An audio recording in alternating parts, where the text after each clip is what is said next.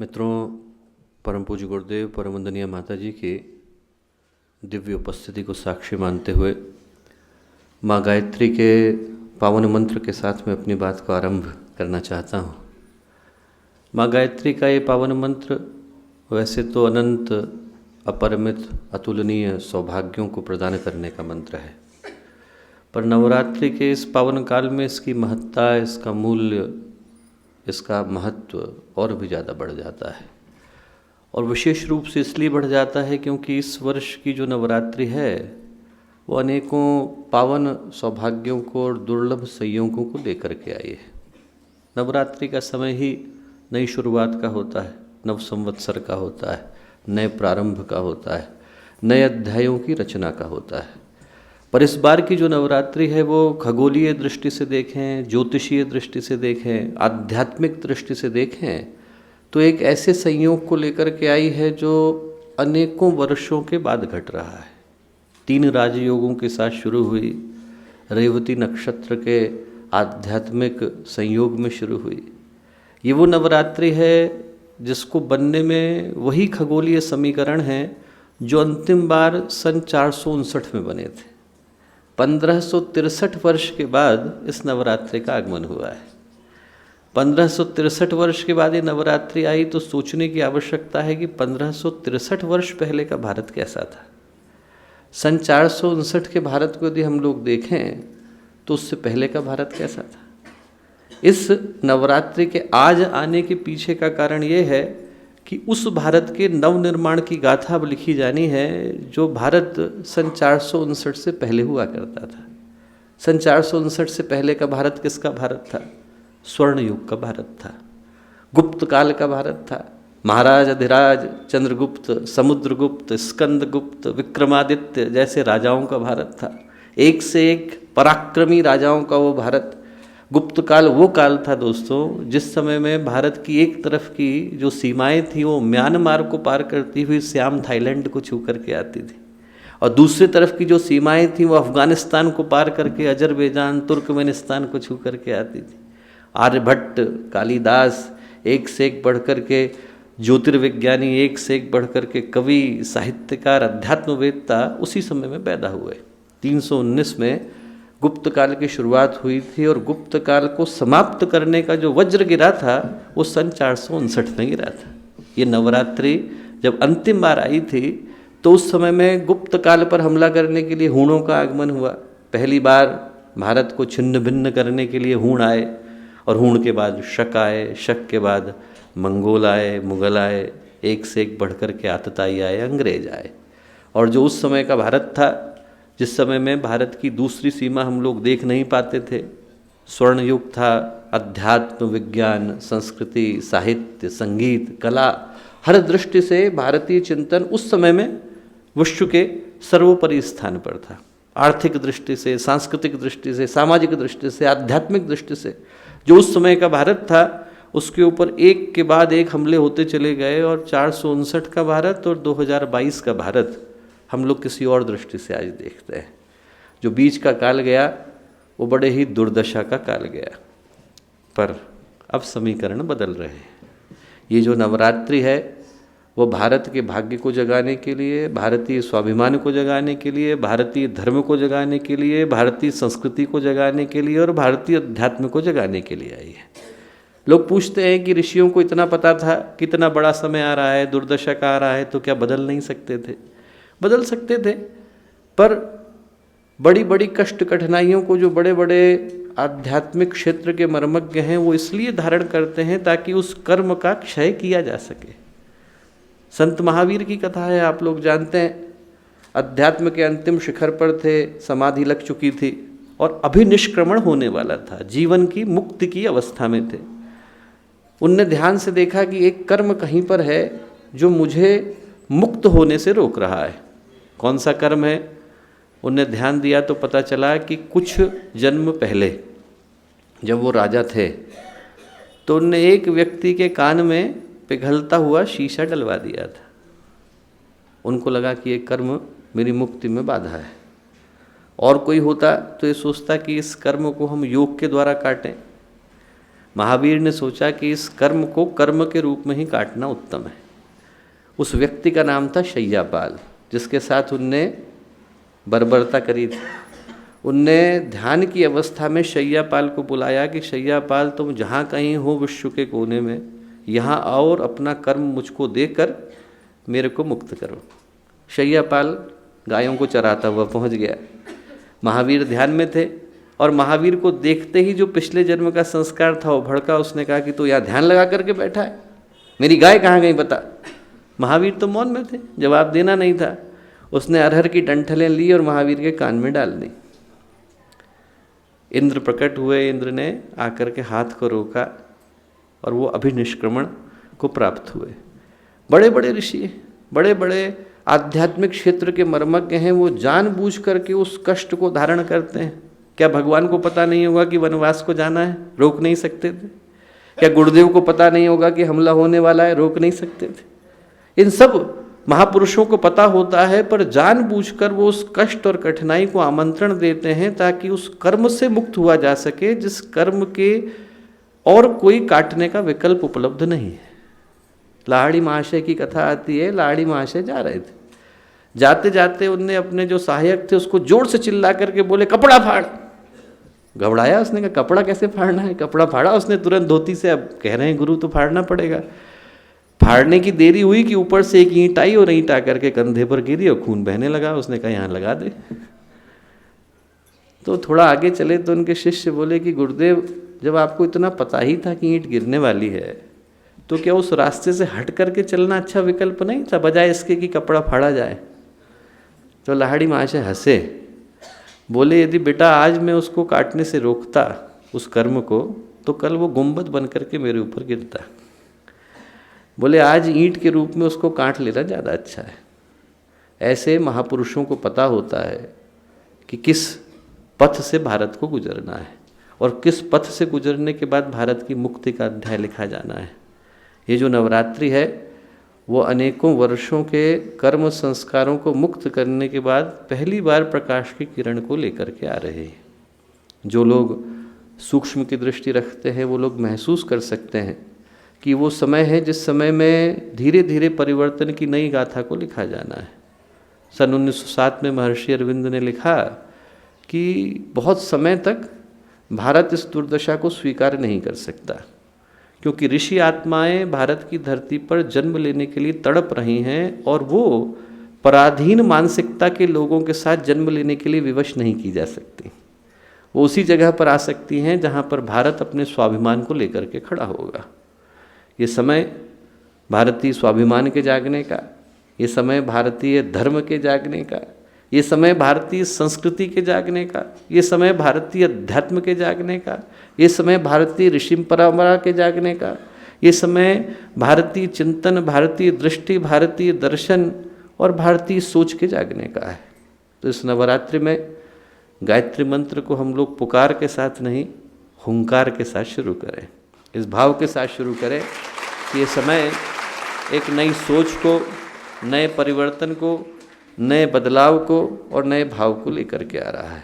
स्थिर होकर उस शक्ति को पुकारे जो पूरी सृष्टि की एक नई गाथा नए सिरे से इसी नवरात्रि के समय में लिख रही हैं। चित्त मन शरीर शांत करते हुए माँ गायत्री को आवाहन, पूज्य गुरुदेव को, वंदनीय माता जी को निमंत्रण।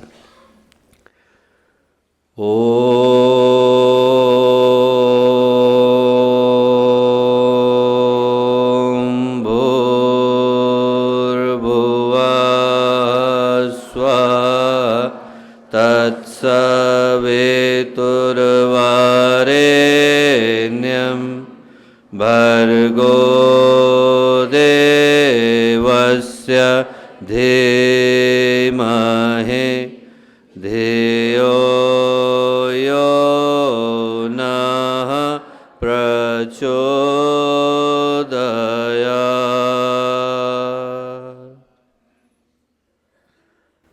परम पूज्य गुरुदेव, परम वंदनीय माता जी के दिव्य संरक्षण में शांति कुंज की पवित्र भूमि, जो सतयुग की वापसी का, नवयुग के मत्स्य अवतार का, 21वीं सदी उज्जवल भविष्य की संभावनाओं का केंद्र है, आधार है, इस धरती पर प्रवाहित होने वाली आध्यात्मिक चेतना का जो ध्रुव केंद्र है, उस शांति कुंज की पवित्र भूमि पर आज एक बड़ा ही पवित्र मुहूर्त है और एक महत्वपूर्ण समय की शुरुआत हो रही है। मुझे स्मरण आता है कि जब हम लोग इस बात की शुरुआत करते हैं तो एक कथा आती है, शतपथ ब्राह्मण में भी आती है, अग्नि पुराण में भी आती है, विष्णु पुराण में भी आती है। और वो जो पौराणिक आख्यान है उसको हम लोग मत्स्यावतार की कथा के नाम से जानते हैं। कहानी ऐसी है कि जो प्रथम पुरुष थे, आदि पुरुष मनु, वो अपने घर से तपस्या करने को निकले। उनने देखा कि उनके कमंडल में कहीं से एक मछली आ गई और उस मछली ने उनके देखते देखते अपने आकार को बड़ा करना शुरू किया। वो कमंडल छोटा पड़ने लगा तो मनु ने उसको कमंडल से निकाला और ले जाकर धीरे से निकट के कुंड में छोड़ा। वो कुंड भी उनके लिए छोटा पड़ने लगा तो उनने उनको कुंड से निकाला और एक सरोवर में ले जा कर के छोड़ा। और देखते देखते उस मत्स्य ने अपना आकार इतना बड़ा किया कि वो सरोवर भी उनके लिए छोटा पड़ने लगा। तो उनने उनको वहाँ से निकाला और नदी में, सरिता में ले जा कर के छोड़ा। जब वो नदी भी मत्स्य के लिए छोटी पड़ने लगी तो मनु ने प्रार्थना करी। उनने कहा कि आप महासागर में चलिए। और कहते हैं कि महासागर भी उस मत्स्य के आकार के आगे छोटा पड़ा। और जब छोटा पड़ा तो मनु ने सिर झुका करके नमन किया, उनको साक्षात ब्रह्म का अवतार माना और उनको दशावतारों में से एक मानकर सृष्टि की व्यवस्था उनके अनुरूप चलाने का निर्णय लिया। और मत्स्यावतार ने क्या किया? मत्स्यावतार ने हयग्रीव का वध किया, वेदों का, ज्ञान का संरक्षण किया। और जब प्रलय जैसी परिस्थितियां बनी तो जो अच्छे लोगों का समुदाय था, ऋषि थे, मुनि थे, देवता थे, मनुष्य थे, जंतु जगत के, पशु जगत के, पक्षी जगत के, हर जगह के जो एक एक जोड़े थे, उनको सुरक्षित करके हिमालय के उत्तुंग शिखरों पर ले जाके छोड़ दिया। जब प्रलय आई और पूरी की पूरी धरती जलमग्न हो गई तो उस समय में वो जो हिमालय के उच्च शिखर थे वही मात्र सुरक्षित रह गए। उनको कहते हैं त्रिविष्टिप, जो शब्द तिब्बत है वो वहीं से निकल करके आया। और जब पहली बार जल धीरे धीरे नीचे गिरना शुरू हुआ तो उसके बाद वो लोग नीचे उतरे, नीचे उतर करके उनने सृष्टि के नवनिर्माण की व्यवस्था को संपन्न किया। कहानी यही है। पर उस कथा का संदर्भ यहाँ देने का उद्देश्य क्या था, उसको साझा करने के पीछे का उद्देश्य क्या था? उद्देश्य ये था दोस्तों कि जिस तरह से मत्स्यावतार ने नवनिर्माण की प्रक्रिया को संभव किया, वैसे ही ये जो नवरात्रि का काल है जिसकी साधना के लिए आज हम लोग यहाँ पर एकत्रित हुए हैं, ये भी सृष्टि के नवनिर्माण का काल है। जो नव संवत्सर का समय आता है उसी से संवत की शुरुआत होती है, मनवंतर की शुरुआत होती है, युग की शुरुआत होती है, युगादि की शुरुआत होती है। वहीं से इस सृष्टि के नवनिर्माण की प्रक्रिया संभव हो पाती है। प्रलय हो जाती है तो भगवान जो है वो योग निद्रा में जाकर अंधकार में विलीन हो जाते हैं।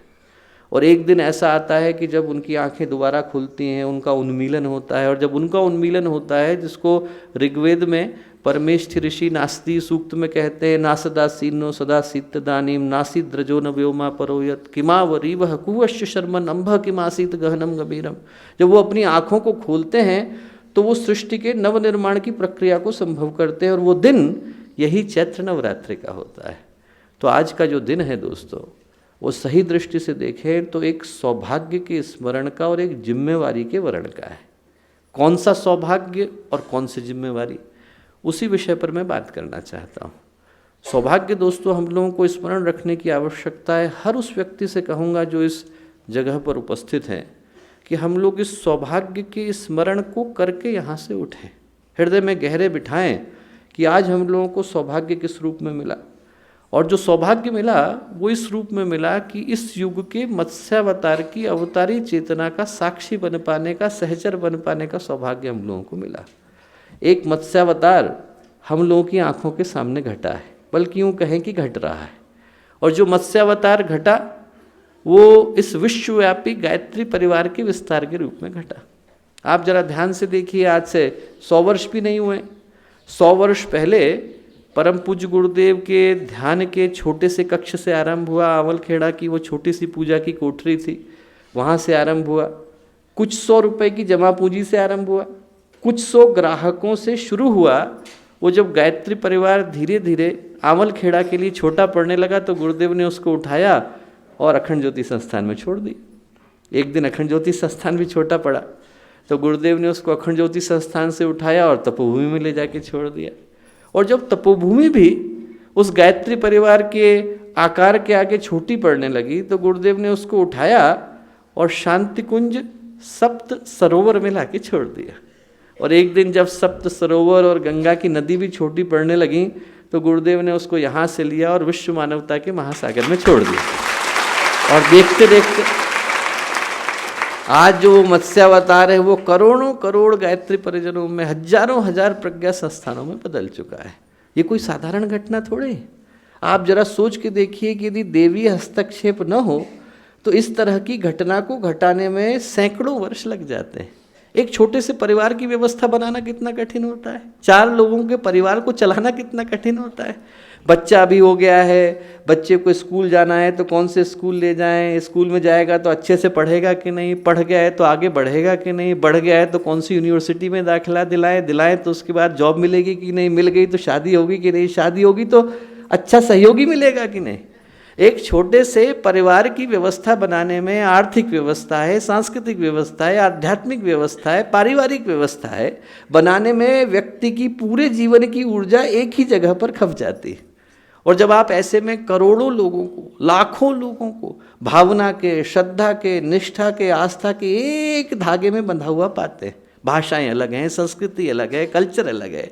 कोई किसी परिवार से आया है, कोई किसी परिवार से आया है, किसी के घर में हजारों रुपए हैं, किसी के घर में शाम की रोटी जो है बड़ी मुश्किल से जुट पाती है, पर सब एक व्यवस्था में बंधे हुए हैं।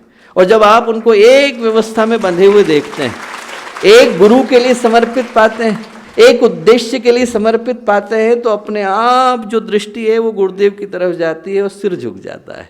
सिर झुक जाता है कि उनने, उस ईश्वरीय सत्ता ने हम लोगों को उनकी इस देवी योजना में सहचर बन पाने का सौभाग्य दिया। सौभाग्य जो हम लोगों को मिला दोस्तों, वो इस युग के मत्स्यावतार का अंग बन पाने का मिला। आप जरा ध्यान से देखिए कि जब उस युग का मत्स्यावतार हुआ था तो परिस्थितियाँ क्या थीं, उनके सामने जिम्मेवारियाँ क्या थीं। उस युग के मत्स्यावतार के सामने में 3 जिम्मेवारियाँ थीं। एक तो प्रलय जैसी परिस्थितियाँ थीं, दूसरा प्रलय जैसी परिस्थितियों के मध्य में अच्छे लोगों के समुदाय को, समूह को संगठित करके, सुरक्षित करके ऐसे स्थान पर छोड़ना था जहां पर वो नवनिर्माण की गतिविधियों को संभव कर सके। फिर से बोलूँगा, प्रलय जैसी परिस्थितियों के मध्य में अच्छे लोगों के समुदाय को संगठित करके उनको उस स्थान पर छोड़ करके आना था जहाँ पर वो नवनिर्माण की गतिविधियों को संभव कर सके।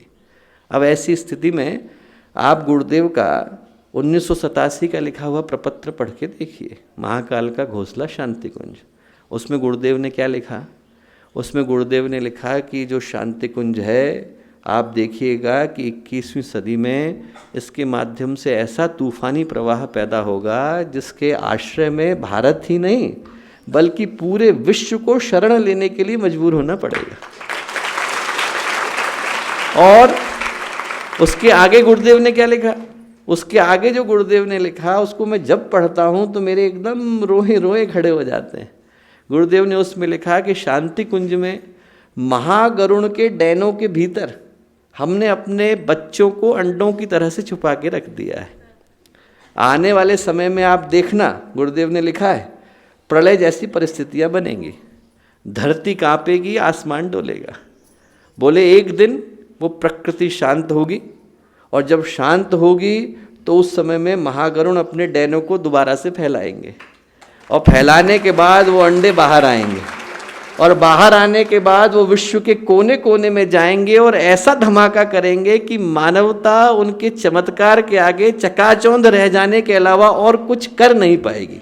ऐसे समय में हम लोगों को उन शब्दों को स्मरण करने की आवश्यकता है। स्मरण करने की आवश्यकता है जो गुरुदेव ने लिखा, जो गुरुदेव लिख करके गए, जो बोल करके गए, जो बता करके गए, जो कह करके गए, यदि हम उनको सुनने का प्रयत्न करें तो एकदम रोम रोम खड़ा हो जाता है और स्मरण आता है कि हम लोग उसी मत्स्यावतार का हिस्सा हैं। आज के समय में वही प्रलय जैसी परिस्थितियां हैं, अंधकार है, अवांछनीयता है, अराजकता है।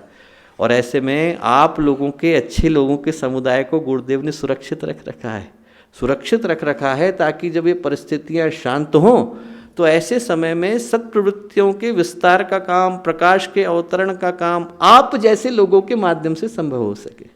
हम जरा आज की इस नवरात्रि को इसी दृष्टि से देखें। गुरुदेव हम में से प्रत्येक से व्यक्तिगत दृष्टि से इसी बात को कह रहे हैं कि ये समय सौभाग्य के अवतरण का है। सभी लोगों से विनम्र निवेदन है कि शांति बनाए रखें, ताकि बातचीत हम लोग अच्छे से इस बात को सुन सकें। तो आज का जो समय है वो बड़े ही सौभाग्य के अवतरण का है। इस नवरात्रि के समय को हम लोग बड़े ही ध्यान से सोचने की कोशिश करें। कह क्या रहे हैं गुरुदेव हमसे?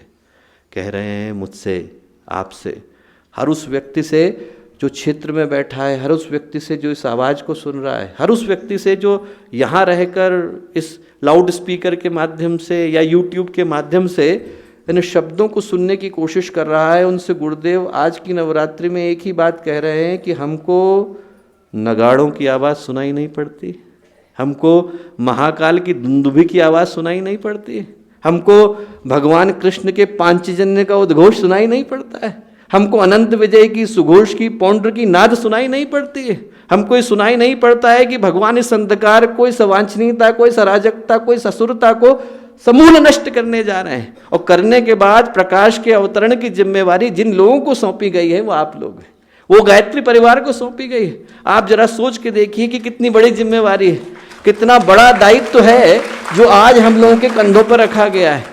एक ऐसी जिम्मेवारी है जो कि साधारण नहीं है। एक गली की सफाई की नहीं, एक मोहल्ले की सफाई की नहीं, एक वार्ड की सफाई की नहीं, एक ब्लॉक की सफाई की नहीं, एक देश की सफाई की नहीं, एक राज्य की सफाई की नहीं, एक छोटे से स्थान की सफाई की नहीं, पूरे विश्व की मानवता की सफाई की जिम्मेवारी जिस समुदाय को सौंपी गई है वो गायत्री परिवार है।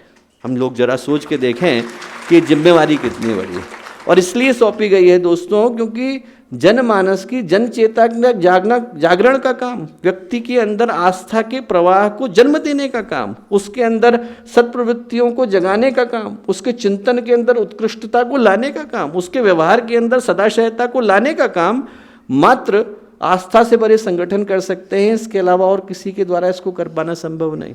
अंधेरे के अंधकार को अंत कर पाने की सामर्थ्य मात्र उजाले के प्रतिनिधियों में होती है और किसी के बूते का ये काम नहीं। पहले भी नहीं था, आज भी नहीं और भविष्य में भी नहीं होने वाला है। आप जरा सोच करके देखो कि रात का अंत कैसे होता है। रात का अंत होता है जब व्यक्ति प्रकाश को देखता है, सूरज की लालिमा आती है, तभी तो रात का अंत होता है। आप उत्तर ध्रुव चले जाइए, दक्षिण ध्रुव चले जाइए, वहाँ पर 6-6 महीने तक भगवान सूरज नहीं निकलते तो वहाँ पर अंधकार छाया रहता है। 6 महीने की रात उत्तर ध्रुव में भी चलती है, 6 महीने की रात दक्षिण ध्रुव में भी चलती है। कोई कहे नहीं साहब हम तो बहुत परेशान हैं, रात लंबी चली जा रही है, हम तो पुलिस को चिट्ठी लिखेंगे तो लिखिए, नहीं हम जो है मुकदमा करेंगे तो करिए, नहीं हम जो है कोर्ट में याचिका डालेंगे तो डालिए, उससे कोई प्रभाव पड़ने वाला नहीं। वो रात का अंत तभी होगा जब भगवान सूर्य की लालिमा उस स्थान पर आएगी। जब तक भगवान सूरज का उदय होता नहीं, रात यथावत चलती रहती है। और रात चलती है तो रात के साथ वो सब चलता है जो रात के अंधेरे में होता है। रात के अंधेरे में क्या होता है आप जरा सोच के देखिए। अंधेरा होता है तो क्या होता है? अंधेरा होता है तो व्यक्ति भयभीत होता है, आदमी को भय लगता है। रात के अंधेरे में व्यक्ति कहीं जाने से घबराता है। आप जरा लोगों से पूछ करके देखिए, छोटे छोटे बच्चे हैं, बड़े लोग हैं, और लोगों से आप पूछ करके देखिए, बिना किसी कारण के आदमी भयभीत है। छोटे छोटे बच्चों को भी लगता है कि हमारी ज़िंदगी में कोई है जो हमें परेशान कर रहा है। ये क्यों है? क्योंकि वातावरण के अंदर अंधकार आ गया। वातावरण के अंदर अंधकार होता है तो व्यक्ति भयभीत महसूस करता है और व्यक्ति भ्रमित महसूस करता है। जो भ्रम है वो कहीं का मारा कहीं ले जाता है। व्यक्ति के पास यदि टॉर्च नहीं हो, बत्ती गुल हो गई हो, अंधेरा छाया हुआ हो, तो ऐसी स्थिति में आदमी निकल जाए तो कभी सिर जो है चौखट से टकरा जाता है, कभी पैर पत्थर से टकरा जाता है, कभी आदमी कहीं जा रहा है तो कहीं पर जाकर के गिर जाता है। होता है कि नहीं होता? अंधेरे में आदमी चले तो ऐसा ही होता है, और वहीं पर प्रकाश आ जाए तो आदमी को कोई दिक्कत नहीं, दिशा पता चल गई, बोध पता चल गया। और आज वैसे ही हो रहा है। आदमी भ्रमित है, जाना कहीं और था, पहुँच कहीं और रहा है।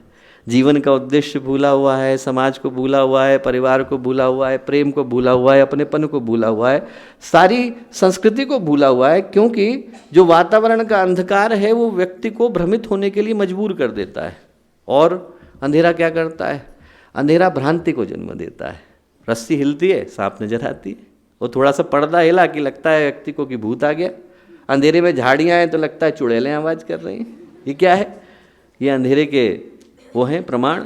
और वहीं पर प्रकाश आ गया तो अरे तो रस्सी हिल रही थी, ये तो पर्दा हिल रहा था, ये तो झाड़ियाँ ही थी। आदमी के मन से एकदम निर्भयता आ जाती है। और अंधेरा होता है तो क्या होता है? अंधेरे में अंधेरे के प्राणी निकलते हैं। उल्लू है, बिच्छू है, सांप है, चमगादड़ है, भूत है, प्रेत है, पिशाच है, शाकनी है, डाकिनी है, रागिनी। कब निकलते हैं? अंधेरे में निकलते हैं। और ये सही आज के समय में स्वार्थी हैं, अहंकारी हैं, दुराचारी हैं, सब पनपते फूलते विकसित होते दिखाई पड़ते हैं। और सुबेरे का सूरज निकलता है, सब जाकर अपनी अपनी जगह पे छुप जाते हैं। ये जो समय है वो पूरी सृष्टि के अंधेरे का है। पर अब उस अंधेरे के जाने का समय आ रहा है। रात का अंधेरा होता है तो उसमें आदमी भ्रमित होता है। वैसे ही आज आदमी भ्रमित होकर शरीर के सुख को और इंद्रिय के भोग को सब कुछ मान करके बैठा है। बस पैसा मिल जाए, घर बन जाए, रुतबा बढ़ जाए तो हमारी चारों उंगलियां घी में और अंगूठा मक्खन में। बस फेसबुक की लाइक मिल गई, आदमी की ज़िंदगी ठीक है। इतने में आदमी खुश घूमता है। बस यही गुलछर्रे उड़ाने के लिए आदमी को जीवन मिला था क्या? आदमी को पैसा मिल गया, समोसे खा लिए, व्हाट्सअप घुमा लिया, तो इतना ही जीवन का उद्देश्य था? ये जो सुर दुर्लभ मनुष्य का जीवन है, जिसको कि हम देवताओं के लिए दुर्लभ कहते हैं, उस जीवन का उद्देश्य बस इतना ही था क्या? हम जरा सोच करके देखें कि आज आदमी की ज़िंदगी इसी भागदौड़ में, इसी तकलीफ़ में, इसी परेशानी में, इसी प्रतिस्पर्धा में, इसी चीज़ में नहीं उलझ गई। हर आदमी को आप छोटे से बच्चे को देखिए, छोटे से बच्चे से भी आप पूछ करके देखिए, अभी उसकी ज़िंदगी की शुरुआत नहीं होती कि हर कोई उसे सिखाना शुरू करता है, तुझे तो सबसे आगे जाना है, तुझे तो अमेरिका पहुंचना है, बिजनेस करना है, दूसरे का गला काट के पहुंचना है, दूसरे का पैर दबा के पहुंचना है, दूसरे को हटा करके पहुंचना है। अभी व्यक्ति की ज़िंदगी की शुरुआत नहीं होती कि हम उसको यही सिखाना शुरू कर देते हैं।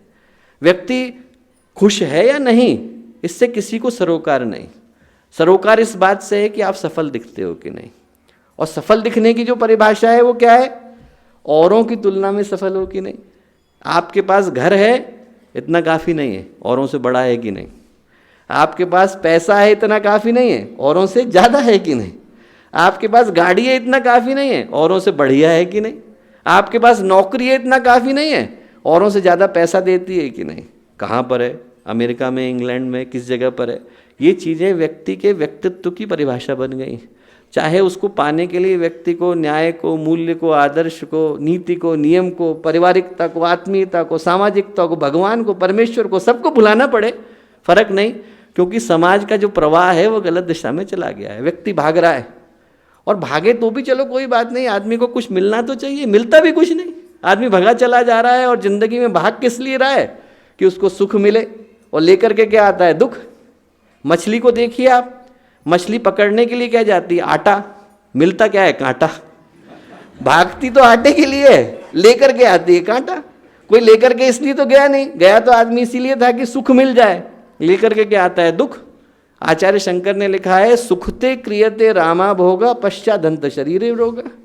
शुरू में तो आदमी भोग के लिए भागता है, पर जब भोग रोग में बदल जाते हैं तब आदमी तकलीफ में आता है। वही भोग थे वो बाद में तकलीफ का कारण बन जाते हैं। आदमी भगा चला जा रहा है, इस दृष्टि से भगा चला जा रहा है कि उसको बदले में सुख मिलेगा, पर मिलता नहीं। एक बड़ी अच्छी घटना आती है, पिछली सदी की ही है। एक व्यक्ति की घटना है, सच्ची घटना है। घटना है कि एक छोटे से गांव में, महाराष्ट्र के रहते थे वो, उनने अपने मित्र के साथ व्यापार किया।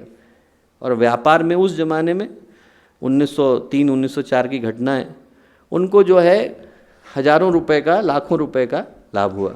तो बहुत बड़ी घटना थी। आज की तुलना में देखें तो जैसे किसी को एकदम से 25-26 करोड़ मिल गए। तो एकदम क्या हुआ कि मुंबई में जाकर के पैसा लेना था, तो दोनों दोस्त गए वहाँ पर लेने के लिए। अब रास्ते में एक के मन में लालच आ गया। एक के मन में लालच आया कि सारा पैसा मैं रख लूँ तो कैसा हो। उनने क्या किया कि वहाँ जाकर जब होटल में रुके तो होटल में उसकी हत्या कर दी। हत्या करने के बाद चौपाटी में ले जा कर के शव को बहा दिया। और उसके बाद फिर घर गया, और आज की तरह तो था नहीं, ना फ़ोन है, ना कोई चीज़ है, ना कैमरा है, कैसे पता चलेगा कि कौन कहाँ है। तो वो गया घर पर, और घर पर जाने के बाद उनके परिवार को उसने 5,000 रुपये ले जाके दिए। बहुत बड़ी मुद्रा थी आज के समय के हिसाब से, 25-30 लाख रुपए दे दिए। और कहा कि साहब वो तो मेरे से पहले चले आए थे, घर पहुँचे नहीं क्या? उनने कहा नहीं पहुँचे वो तो। उन्होंने कहा बड़ी बड़ी चिंता की बात है, आप ये रुपए रख लीजिए मेरी ओर से। तो उनको लगा कि देखो कितना अच्छा आदमी है, इसने तो ऐसे समय में हेल्प भी करी हमारी। तो उसके प्रति किसी के मन में द्वेष आया नहीं। अब उसके बाद उसने अपने जो 20-25 करोड़ रुपए मिले उससे अपना व्यवसाय शुरू करा, बड़ा धनाढ्य व्यक्ति बन गया। पुत्र हुआ, एक पुत्र हुआ, और पुत्र जो है बहुत अच्छी जगह पढ़ने के लिए गया। पढ़ने के बाद उसने नौकरी करनी शुरू करी, उसका बिजनेस संभालना शुरू करा और वो शादी उसकी करने वाला था। शादी करने के लिए जैसे ही तय हुई वैसे ही वो लड़का बीमार पड़ा, पुत्र। अब बीमार पड़ा तो बीमार पड़ने के बाद पिता के मन में उसके लिए बहुत आसक्ति। तो पिता ने अपने पुत्र के इलाज के लिए जितना धन खर्च कर सकते थे उतना धन खर्च किया। एक से एक अच्छे डॉक्टर को दिखाया, एक से एक अच्छे हॉस्पिटल में ले गए, विदेश जाना था विदेश ले गए, लौटा करके आए, सब कुछ किया। अंत में क्या हुआ कि घर की एक एक जमा पूंजी बिक गई। एकदम सच्ची घटना है, एक एक जमा पूंजी बिक गई। हाथ में कितने पैसे रह गए? 500 रुपये। उतने रह गए जिस दिन पहले दिन उसने बिजनेस शुरू किया था। जब 500 रुपये रह गए तो एक दिन सिर पकड़ करके पुत्र के पास लेटा था, एकदम मरणासन्न उसका पुत्र था वहाँ पर, बहुत ही दुखी होकर के लेटा था। इतनी देर में उसका पुत्र एकदम से बिस्तर पर खड़ा हुआ और जोर से हंसा, बोले पहचाना मुझे? तो उसको लगा कि क्या हुआ इसे। उसने कहा हाँ तू मेरा पुत्र है। बोले नहीं, मैं तेरा वो दोस्त हूँ जिसको तू चौपाटी लेकर के गया था और तूने हत्या करी थी। बोले आज तेरे पास उतने ही पैसे बचे हैं जितने तू उस दिन लेकर के गया था। बोले मैं चलता हूँ, तुझे तेरे कर्म का हिसाब मिल गया। आदमी जाता तो सुख पाने के लिए और लौटता दुख को लेकर। आदमी भगा चला जा रहा है। छोटे बच्चे भागते हैं तो कम से कम धप्पा तो करके आते हैं, यहाँ तो धप्पा करने की भी फुर्सत नहीं, आदमी भगा चला जा रहा है। बस जिंदगी एक अलग तरह की उसमें बदल गई है दौड़ में, जिसमें आदमी को ये भी नहीं पता जाना कहाँ है, पर आदमी भगा चला जा रहा है। वो एक छोटे बच्चे की घटना मुझको याद आती है। छोटा सा बच्चा था और वो जो है रो रहा था, तो किसी ने रोक करके पूछा कि क्यों परेशान है। उसने बहुत सारी घटना बताई, मेरे स्कूल में टीचर डांटते हैं, ऐसा है, होमवर्क बहुत मिलता है, बहुत सारी बातें। बोला और तो और मेरे जूते भी टाइट है। तो बोले अरे तो जूते तो खोल दे भाई, जूते खोलने में तो तुझको कोई दिक्कत की बात नहीं, जूते खोल दे, उसमें आराम मिलेगा। उन्होंने कहा नहीं जूते मैं इसलिए नहीं खोलता क्योंकि यही मेरी खुशी का कारण है। उन्होंने कहा क्यों? बोले अरे दिन भर में इतना टेंशन होती है कि शाम को जब मैं जूते जा कर के खोलता हूँ तो बड़ा अच्छा लगता है कि चलो भाई जूते खुले। आज आदमी क्या कर रहा है? ऐसी जिंदगी जी रहा है, सुख पाने के लिए नहीं जी रहा है, गमों को भुलाने के लिए जी रहा है। पूरी जिंदगी में आदमी की टेंशन है, थोड़ी देर के लिए चली जाए तो आदमी को अच्छा लगता है।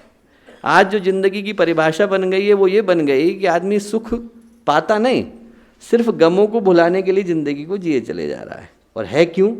अंधकार के कारण। ये जो मनुष्य के ऊपर तकलीफ़ों का अंबार लगा है, अंधकार के कारण। समाज के अंदर विग्रह है, अंधकार के कारण। मानवता गलत राह पे चल दी है, अंधकार के कारण।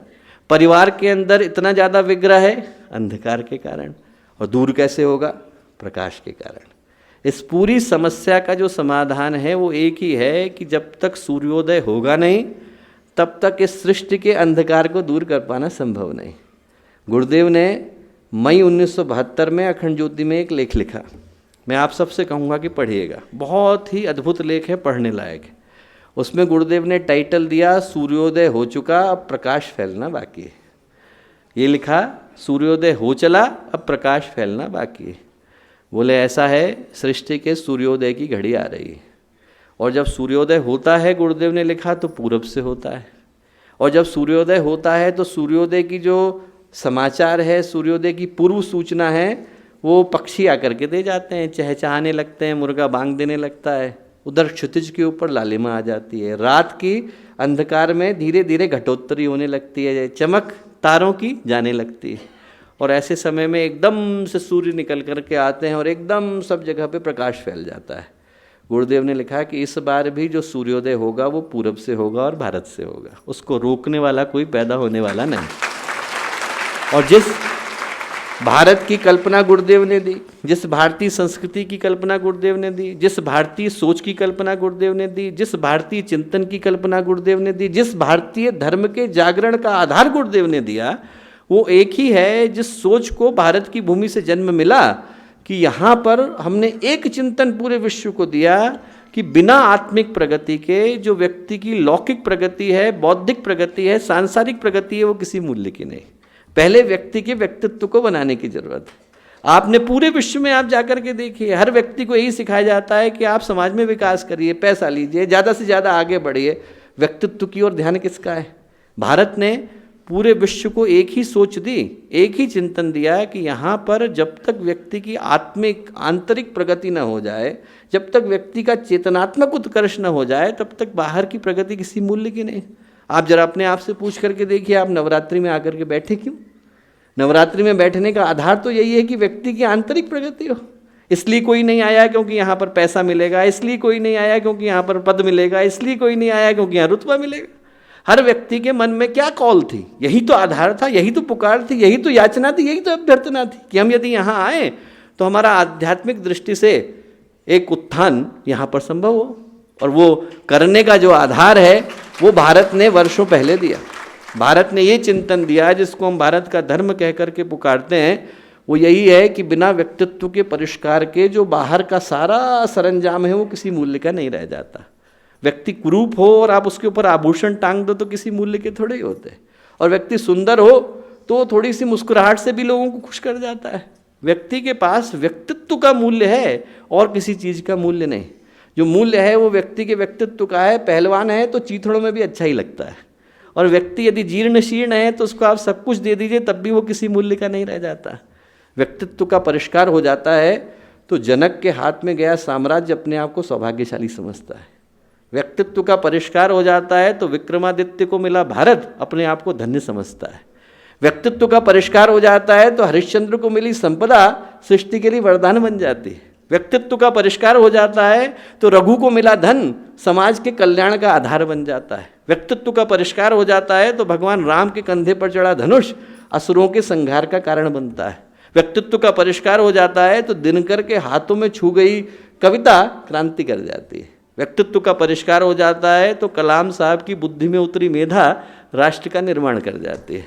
और व्यक्तित्व का परिष्कार न हो तो वही साम्राज्य, वही सत्ता, वही संपत्ति, वही संपदा अभिशाप का कारण बन जाते हैं। दुष्ट के हाथ में गए तो वो दूसरे को कष्ट ही देगा। वो दूध का प्याला है, यदि ऋषि के हाथ से लगता है, भगवान के हाथ से लगता है तो प्रसाद बन करके लौटता है। और वही दूध का प्याला यदि सांप की जीभ से छू जाए तो जहर बन जाता है वही चीज़। पर आदमी को परिणाम तब निकल करके आता है कि वो लगा किससे।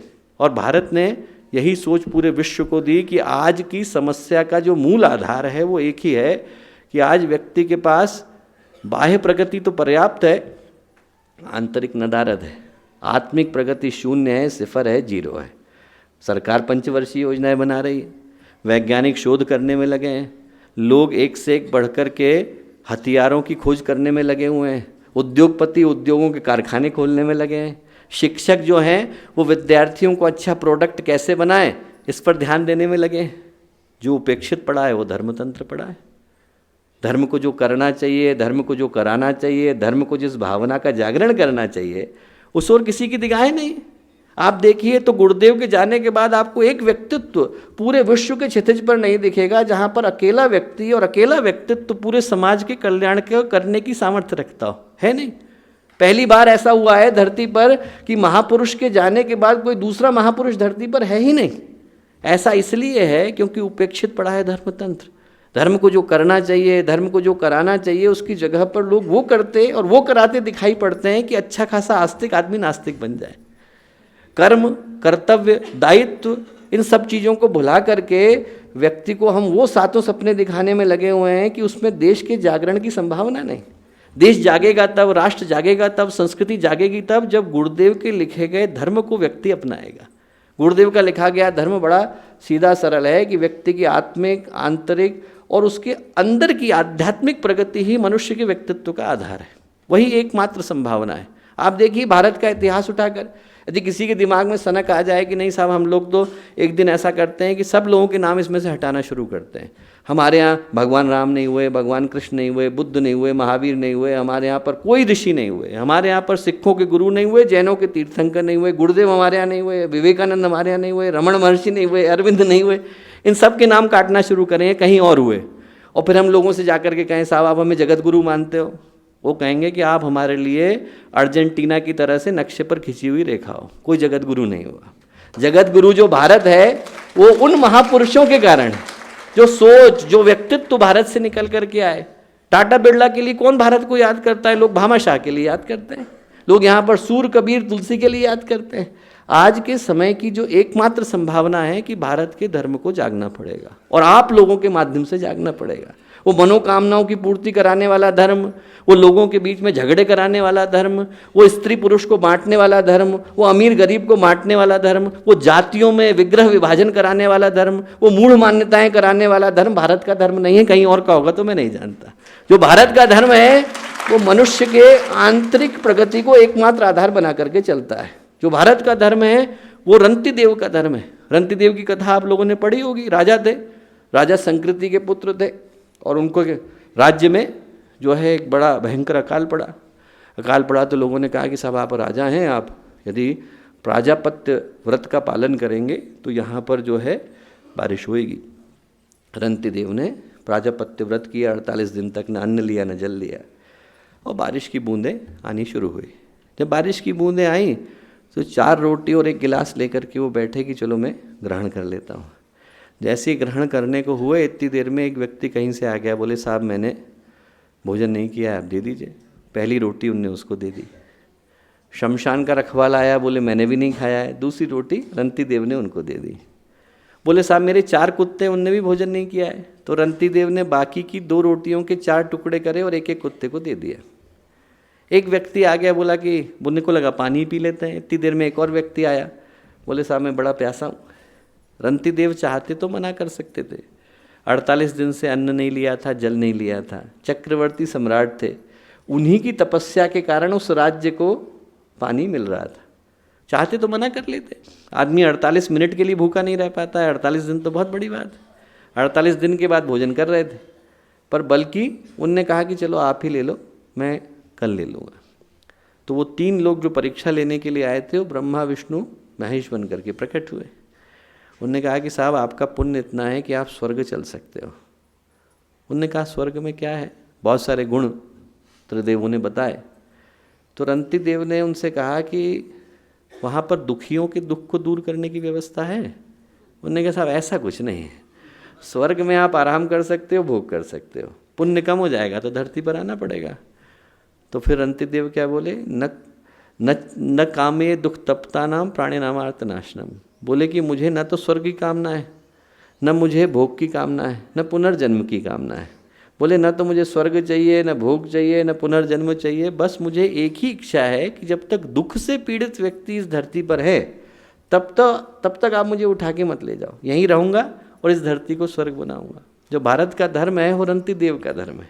भारत का जो धर्म है वो तुकाराम का धर्म है। घर में ब्रह्मा विष्णु आए परीक्षा लेने के लिए, तो उनने क्या किया, उनने कहा कि साहब हमारी झोपड़ी तो छोटी है, इसमें 1 व्यक्ति लेट सकता है, 2 बैठ सकते हैं, आपको बैठने में तकलीफ़ नहीं है तो आ जाइए। भगवान विष्णु आ गए, दोनों घुटने मोड़ के बैठ गए।